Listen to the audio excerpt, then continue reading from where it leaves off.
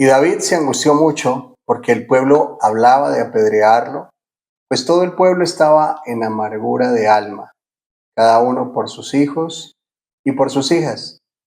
Mas David se fortaleció en Jehová su Dios. Este versículo lo encontramos en el primer libro de Samuel, capítulo 30, versículo número 6. ¿Y en qué contexto se encuentra este versículo para que podamos tener una mejor comprensión de él? Estamos hablando de David huyendo de Saúl. Saúl había sido elegido como el primer rey de Israel. Samuel, el profeta y el último juez, lo había ungido como rey por mandato de Dios. Y este primer rey, Saúl, desafortunadamente vivió en una constante desobediencia a Dios. Por lo tanto, Dios le desechó como rey. Y Dios entonces elige a otro para que ocupe su lugar. Dios elige al hijo menor de Isaí, a David, un muchacho que era pastor de ovejas, y él iba a ser el nuevo rey de Israel. Así que Dios envía a Samuel para ungir a David como rey, aún estando Saúl en el trono. Entonces Saúl empieza a perseguir a David para matarlo, para acabar con él. Y David entonces, ante la persecución constante de Saúl, toma una decisión y decide esconderse en la tierra de los filisteos. Se refugia allí, en tierra de los filisteos. Lo recibe un príncipe, lo cobija, le da tierra para que se establezca allí con sus hombres y le permite estar allí.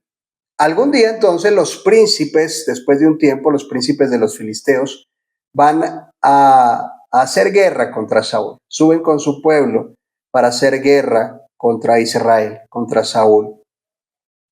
David se une a ellos, pero luego es devuelto a la tierra que le dio aquel príncipe que le cobijaba en tierra de filisteos, pues los demás príncipes que gobernaban toda la tierra filistea desconfían de él, aunque el príncipe que le recibió confía en él y aún lo puso de guardaespaldas, los demás no.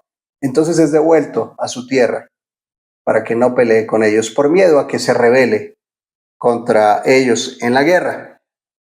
Cuando David se regresa a la tierra que le había dado este príncipe filisteo, encuentra la ciudad destruida y encuentra que enemigos se habían llevado a las mujeres, a sus hijos y a sus hijas.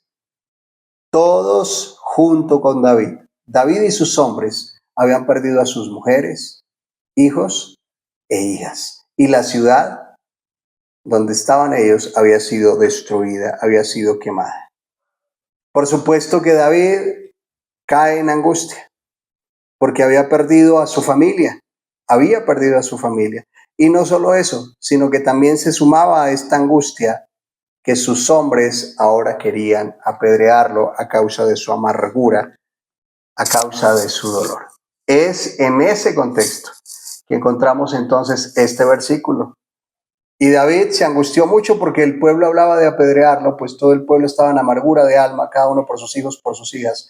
Mas David se fortaleció en Dios. Sin lugar a dudas, David estaba pasando un momento muy difícil. Al dolor inmenso y profundo de haber perdido a su familia, se sumaba el dolor de que ahora sus hombres hablaban de apedrearlo, porque lo consideraban de alguna manera el culpable de esta situación. Le echaban la culpa de haber perdido también a sus mujeres y a sus hijos, todos los hombres de David. David estaba realmente angustiado. David, entonces, dice la palabra del Señor, se fortaleció en Jehová su Dios. David encontró fuerzas en el Señor.